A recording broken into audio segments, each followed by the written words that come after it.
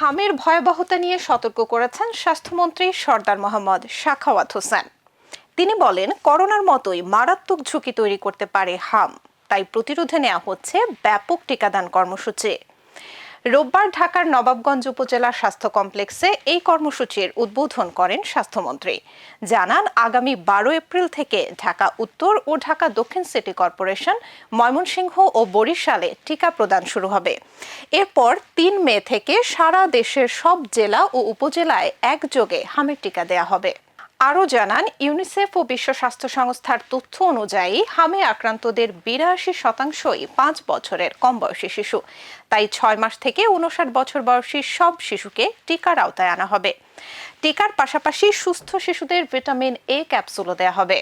তিনি বলেন, করোনাকালে অব্যবহৃত 604 কোটি টাকা দিয়ে হামের ভ্যাকসিন কেনার প্রক্রিয়া শুরু হয়েছে।